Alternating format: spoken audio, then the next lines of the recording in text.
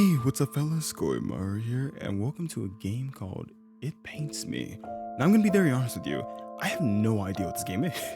This is again one of those games that was in my files that I downloaded a while back and I just literally can't remember what it was about. But it looked very interesting. Like I do remember seeing the pictures of it and I was like, oh, this game looks really cool. So we'll figure it out together in this, but it looks really nice. So let's begin. Did I really have to hear a laugh upon, like, just clicking? Every night, I found myself alone in the studio. Curtains drawn tight, my neat rows of paint, palette, and brushes. And brushes in the same place on the drawer by the easel. The canvas upon it sits, as always, unfinished. Murray's half-painted face, frozen in silent song. It's laid out, as it always is when I awaken here. I mean, it looks kind of nice if I'm being honest. Seeing it. Marie's oh crap. Marie's nowhere to be found. She must still be at the theater. Even when the curtains fall and the stage lights dim, the night is forever young to its stars sobrinos. I would always wait outside her dressing room, rose in hand. Scores of other bright-eyed admirers spilling through the halls, though she alone was mine, and I was hers. It's cold, bitterly cold tonight, but still I draw the curtains and open the windows wide. There's a stench in the room, deep and damp and sickly sweet, that I can't ever seem to be rid of. Besides that, the fumes from the linseed oil make my head spin. Like every night, I measure out my paints, urging the small dabs of color on my palettes from lightest to darkest, titanium whites and cadmium yellow to corpse brown and lamp black. I wet my brush with oil and gently start mixing the pigments.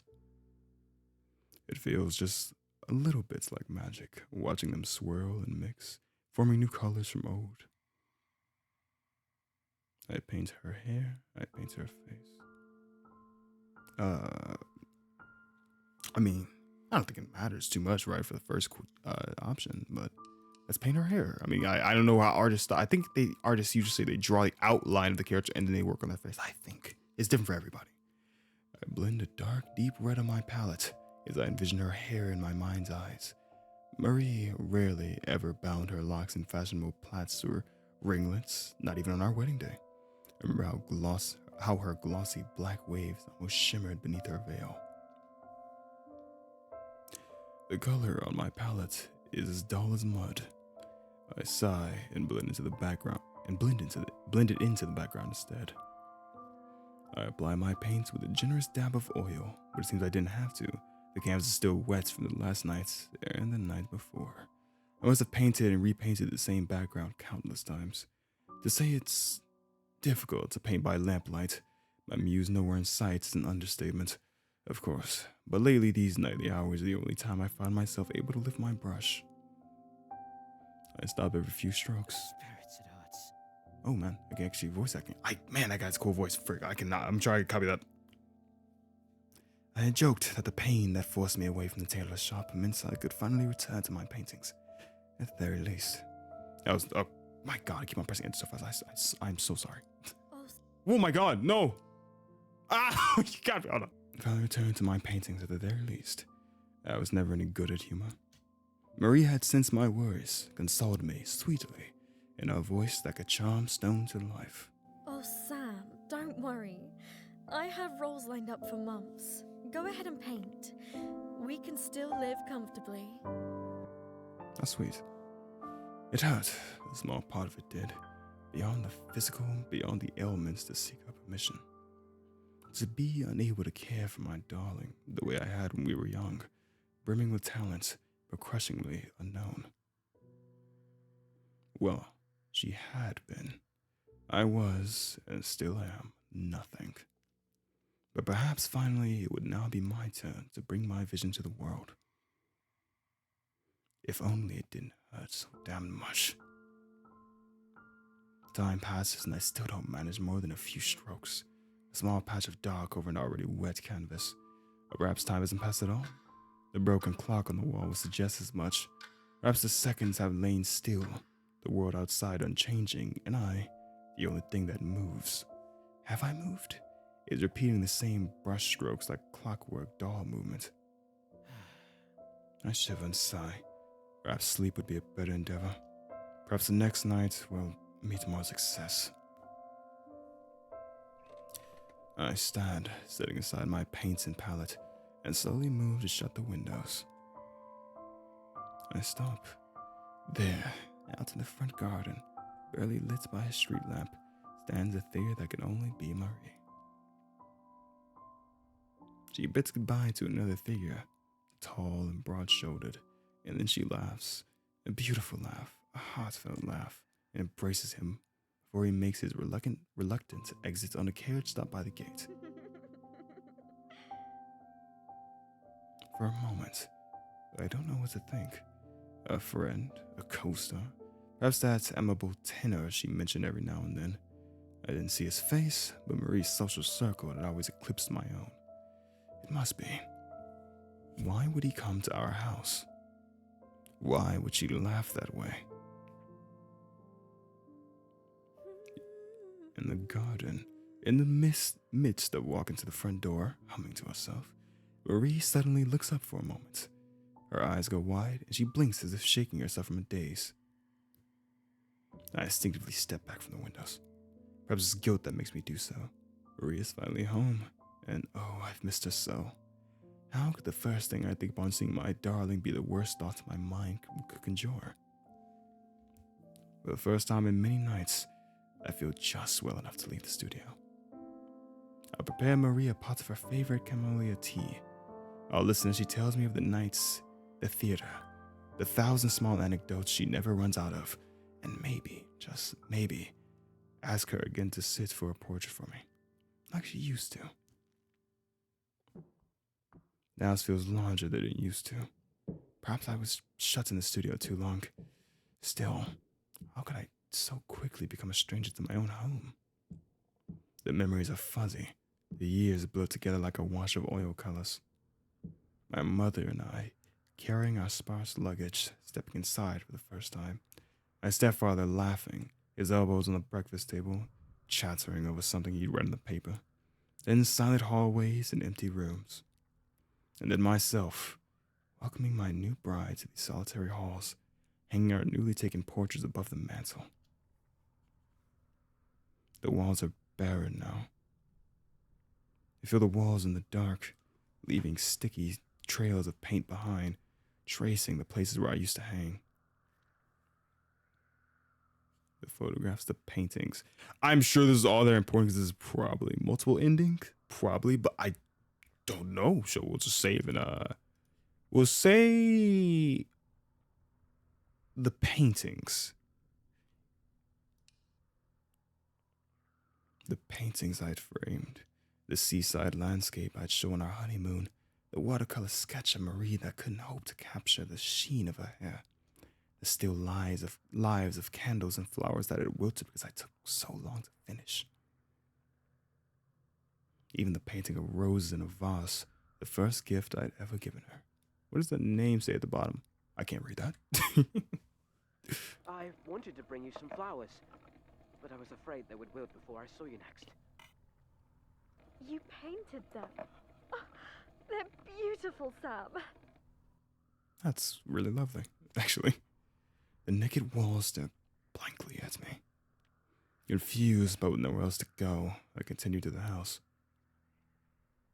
As I walk, I pass through the furniture my stepfather left me, the shelves and tables that always seemed so large and grand as a boy, now missing or mantled in thick white linen.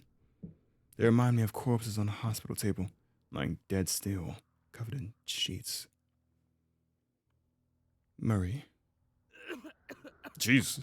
I try to call out, but phlegm blocks my throat. I cough, long and drawn and wet, and once more attempt to voice her name. Murray. It slicks off my tongue like a serpent uncoiling. I'd always loved her name, so tender and sweet, free of harsh syllables. Marie. It was a name like an impressionist fleur, painted in soft strokes with a fine oil brush. It was the greatest joy in the world to join my name to hers. Silence fills the halls, a long, drawn-out silence, a held breath. Finally, my darling answers. Oh, you look Sam, very sad and tired. is this a dream? Life often feels like that for me, but I don't think so. I cough again, a long, wet trail dripping from my lips. Is it Is it a dream, darling? He hit that way better than me, thank you. I don't know. It feels like a nightmare. An awful, wretched nightmare. Oh, god dang. I'm trying. I limp towards the sound of her voice. So musical, so lovely, even at the brink of tears. Don't cry, darling, I want to say, but thick, syrupy liquid fills my throat. No matter, oh my gosh, I'm so sorry. No matter what troubles you, I am here. She stands at the edge of the staircase, shaking, a candlestick in hand. The steps are sticky and wet. I inch carefully, practically at a crawl not to slip. What is going on with me? My darling lifts the candle as I approach in the dark of the house. Its flickering flame almost blinds me. I don't see the expression on her face as she screams. Marie? Where are you, my darling? Every word feels like a dagger puncturing my throat. I limp down each hall, leaving a trail of steps that feel damp and heavy, slick and wet. I try the door to our bedroom. No, Marie's room. I start sleeping in the spare one when my coughing fits would wake her in the night. It was cold, so cold, alone. My darling needed her rest. The knob is slick and hard to twist, my hand slipping on the brass. Finally, I managed to push the door open. Though it's completely dark when I peer inside, I know it is empty. Empty. Empty. No warmth, no flesh, no sound of sweet breath within. I guess we're killed. I guess we killed our wife, maybe. I think that got points that we might have killed Marie. I continue down the hall. I trudge my steps, heavy and wet, trying not to slip over the thick, slick surface. Marie? What's wrong, darling? Please, come out. I don't understand. The dining room is empty, truly empty. The shelves with the china and silverware were once neatly stacked and now gape, hollow. The walnut table is covered in a thick white sheet, the matching set of chairs removed. I rest against the blackened blanketed table. My hands leave a ruddy smear against the sheet. It must be more paint. Though it's hard to make out in the dark. Yeah, I'm guessing you killed her. I need spectacles for quite some time, but Maria never liked the bookish type. I continue on to the familiar, yet unfamiliar house. My steps strained and slow, my breath short, sticky, wet. Marie! Where are you? Oh, Marie, it hurts. Won't you come to me? I hear the front door slam shut. It must be freezing cold out. Why has she gone to the garden? I tread to the sound with new urgency, uncaring of the sticky wet floors, forgetting for just a moment the pain that snaps and burns through my flesh. I reach for the oily, damp knot. Don't! Sam! Please! My love. Her voice rings from behind the door. I don't understand, darling. Have I done something to upset you? Her sobs echo loudly. I never thought an ugly sound could come from my darling's lips, but her words. I love you, Sam. I always will. But I can't bear to see you like this. What do I look like? Honey, you gotta give me a mirror, please. I beg of you. Return to where you came. You can't be here. I've moved on now. Oh. So we're dead. What? Return where? Dearest, you aren't making any sense. Moved on? I'm your husband, Marie. What on earth is there to move on from? Please remember, Sam. You were ill. You were ill for a long Oh, time. And you never recovered. I know I'm unwell, Marie. But you said we would still... Are you leaving me? Because I can't care for you anymore? Is that it? You left me. You're dead, Sam. You've been dead for more than a year. brutal. If this is a joke, darling, it's a cruel one. Do you want me dead? Is that it? Am I better off dead to you? My darling does nothing but sob when you don't. How quickly I regret my words. Oh, if only I could see her face, look into her eyes, reassure her, and see that she loves me still. I twisted knob, slick, oily hands. No! Don't come out! Please! On the other end, with a sharp gasp, my darling grasped the knob closed, pushing the weight of her small frame against the weathered door. Don't come out!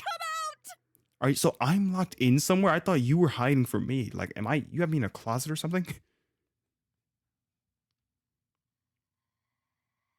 Oh God, okay. Oh, we go for the bad endings first. Oh, I don't want it though. I really want it. Oh God, okay, we gotta force the door open. We gotta go for the bad ends first. No. Not until you tell me what's going on. Are you leaving me, darling? After everything? I need you. I need you! My darling utters a sharp cry as the hinges groan against the frame, loosening her grip as she stumbles back onto the cobblestone path. Instantly forgot her sharp words. I limped towards her side. Oh right, no, I forgot. She went outside and we thought she was in the garden, so we're just inside now. She's outside. How do I look? Marie, are you alright? I'm so sorry. Stop it, Sam. I'll keep you alive. Every time I sing, I'll sing for you. I'll keep you in my song, in my art. Oh, but it hurts. A shrill voice grinds against the ooze spilling forth from my It ears. hurts! It hurts! My head rings my chest as a hollow cavity, slippery and wet, flowing with hot, sickly fluid. Cough and spew more syrupy, warm liquid from my lips. Your art, it was always about you. Your fame, your voice, your needs, your wants, your desires. You were a work of art, of course, but did you ever think about me? Did you ever think about poor Sam, dying alone in a cold, white room? Poor Sam, who couldn't even hold a brush in his hands at the end. Poor Sam, Goddamn. left to rot into nothing. A year was all it took for you to forget me. I am shaking her, leaving smears of dark, muddy paint all over her pale shoulders. The next moment she breaks from me, running blindly into the street. The carriage doesn't stop for her. Of course it doesn't. My dearest is a wisp of dark curls, a black gown billowing in the night like a shade. She should be light as a breath, soft as mist. Oh, whoa.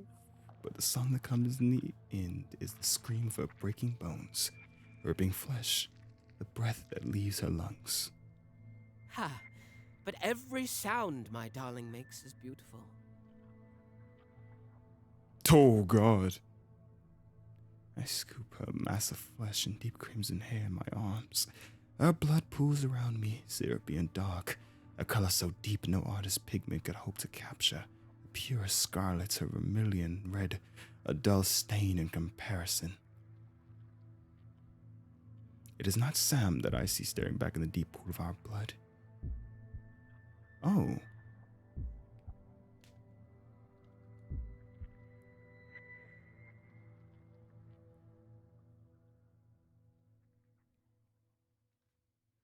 My darling is a lovely creature, even broken.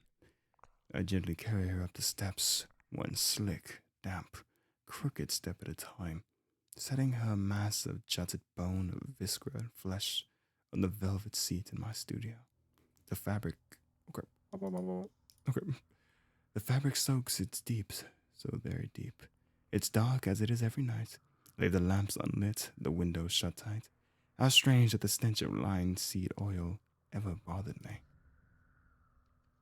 After all, I no longer breathe. My darling sits still, ever so still. Not a breath escaping her broken flesh.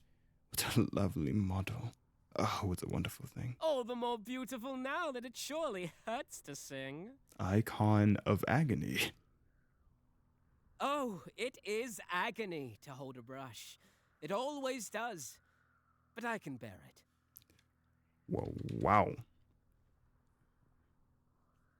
After all, who can truly create without pain? Oh, and we got a. I was gonna say we got a perfect photo of her, but I do not think so. I mean, it's kind of nice. You can't lie. Ending 1, Muse. Let's get the second. Oh my god, that was. I didn't say much to comment on that because the voice acting was so good. And I didn't really want to take away from that. I was just kind of following in the guy Sam's footsteps as I was just trying to like copy his voice. But my god, that was brutal. And now we will go for the other thing, where we understand that we are but a dead creature, and let her go. I let go of the door. My hand slicking off its oily surface. Forgive me, Marie. I can see that you don't want to speak to me right now. But whenever you do, whatever this is about, I'll be waiting in the studio. Oh, I leave the door. I leave my darling alone, sobbing in the garden. It's dark, so very dark, but dawn will soon paint that dim black sky.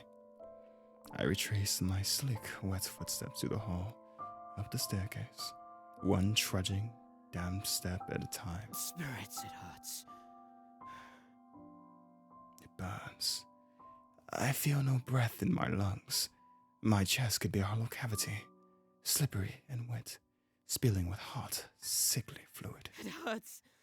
Oh, it hurts. I stagger into a tall sheet-covered object, the linen sliding off with the grasp of my clumsy, slick fingers. It's Marie's floor-length mirror. How do we look? No. Oh, no. No, no, no, no, no, no, no, no, no, no! Okay, that was us. Okay, I didn't know if that was us or that was my wife's dead body. So that is us. Oh, wow, we're worse for wear, aren't we? What happened? Well, no, yeah, she said we got sick and we just never came back, and I guess we came back as this.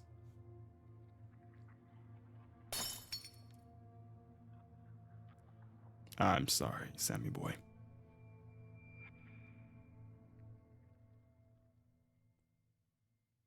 I'm in the studio, a dark, dim studio, as empty as it is every night. The curtains are shut, the lamps are unlit. My palette is a mess of murky colors, rust reds, corpse browns. A musky, sickly, sweetly rotting stench fills the room. I don't know why the smell of linseed oil ever bothered me. After all, I no longer breathe. The handle of the door turns behind me. Slowly, it creaks open. A figure steps inside. It's me.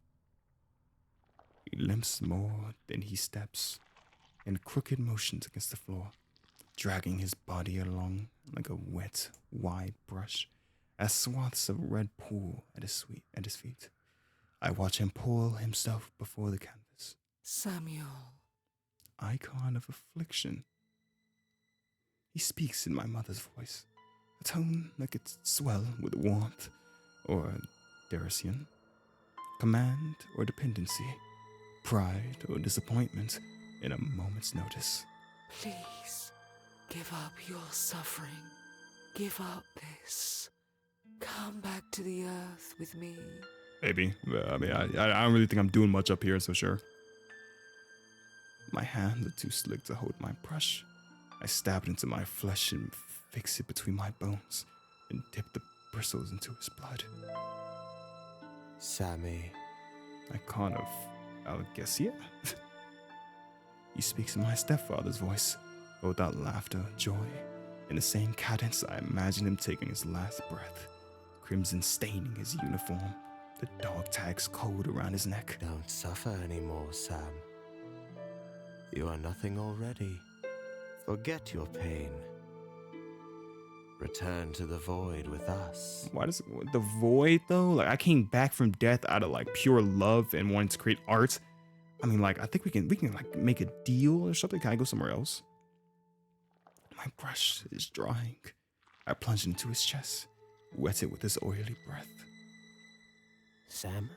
That kind of agony. Is that me? He speaks with my voice, hoarse and raspy and tired. So very, very tired. This won't make you worthy of love. Not the world's, not Marie's, not your friends or peers or critics. Come back to our grave. End our suffering. You know I don't do this for love. Clean my brush with a paint thinner, knocking over the jars that spills across the drawer and onto the wet, soaking floor.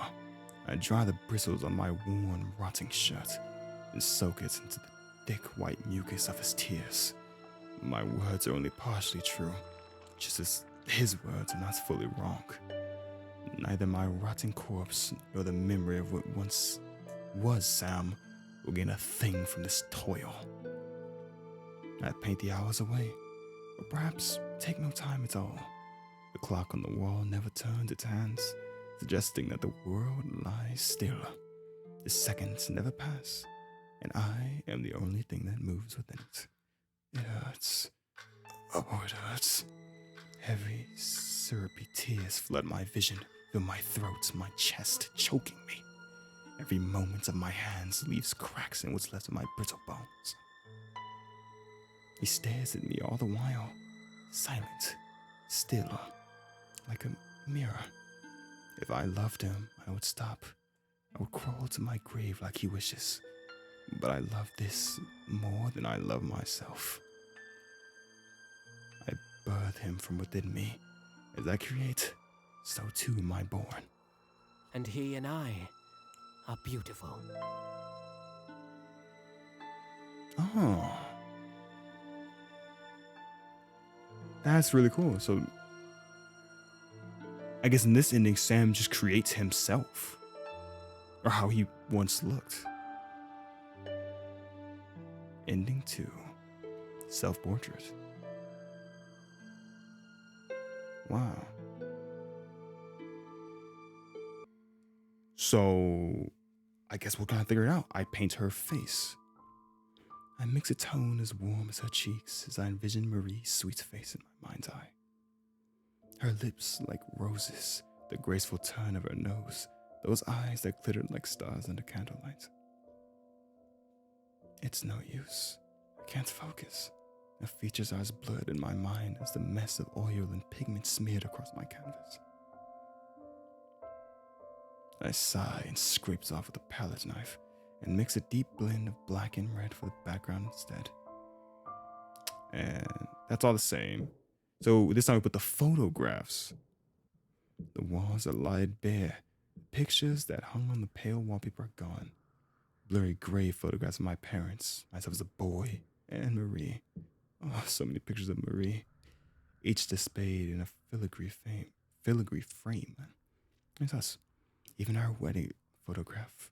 The two of us dressed in fine clothes I'd sewn myself, smiling like fools while our picture was taken for how could we wear solemn faces on such a joyous day. That's really cute. It too is gone. The pale wallpaper stands bare, stripped to its bones. Confused, but with nowhere else to go, I came to the house.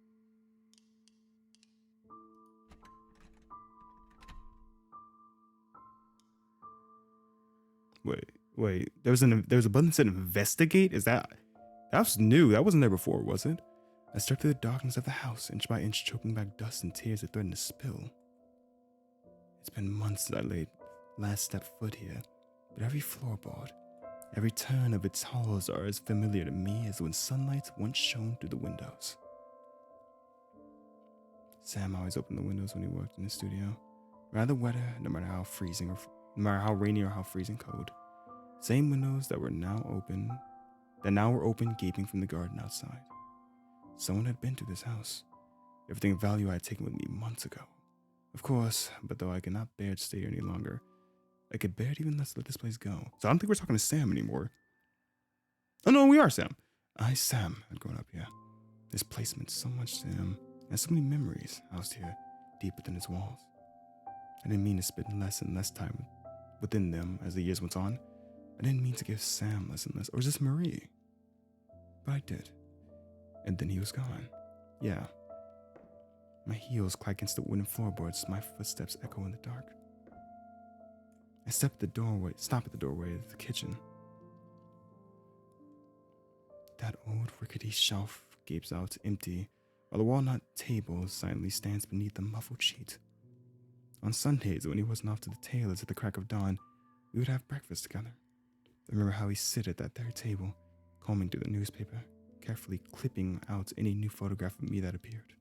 Oh, that's just really adorable. A sound snapped me out of my memories. Muffled footsteps, not mine. A voice calling my name. My heart stops in my chest. I swear I can hear it. Him. Not the academy students in a hand-me-down green coats full of life, nor the man who waited by my dressing room with roses, almost too shy to present them to me. Not the man in the paint-stained apron hunched over a canvas, eyes locked in concentration. The owner of the voice cannot be that man, but it has his voice. Calling out to me. My mind is playing tricks on me. It can't be. Holding my candlestick tightly, I slowly approach the staircase. So from her perspective now. Sam? I call, peering into the darkness above me. The outline of a figure stands, its movement slow and haggard. Is this a dream? Oh. The shape in the darkness coughs and coughs again in wretched pain. I choke back my own sobs in my throat. Is it a good dream, darling? He finally says. I don't know. It feels like a nightmare. An awful, wretched nightmare. As the figure steps into view, I blink against the flickering candlelight and finally look at him. My darling. Oh, my poor precious Sam. No. What's left of him? Oh my god. Oh. Again, we'll save. I mean, I have no idea how this could lead. One's like a red option. We'll scream. If we scream, is this just gonna follow the same ending as like when Sam chases her down? Yeah. So yeah, that just follows that. So if we go here though, we can embrace him. I love you, Sam. I say through my tears, climbing the staircase, one shaking step at a time. I always will.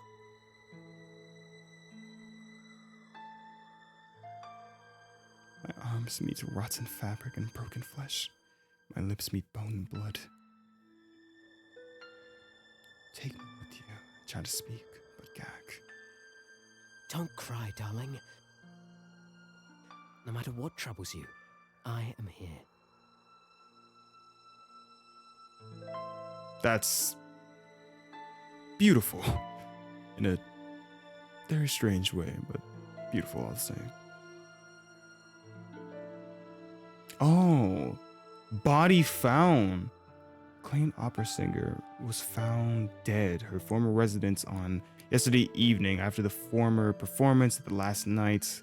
Trying to read it. Currently investigating. Was widowed after husband Samuel, only one prior. The pair had no children. Memorial service would be held on. Oh. Ending 3. Melopon. Yeah, I can say that word. Oh, is that ending?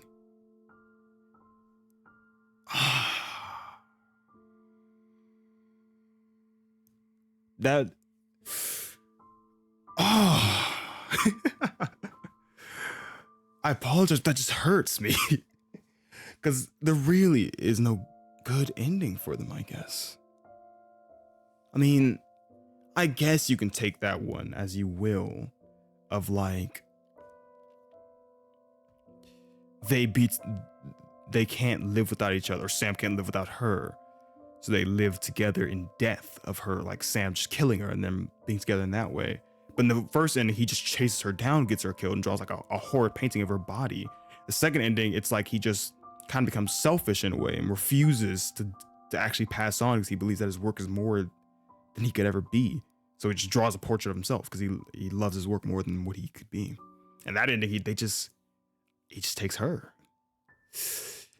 Oh my God, this game was beautiful though. I cannot express how much I love this game. This game was super beautiful. I love the character. I love how Samuel also, like, he just looks like Alucard. I don't know if that was an inspiration for him or the creator just kind of wanted to make a character look like that, but I love Samuel's look.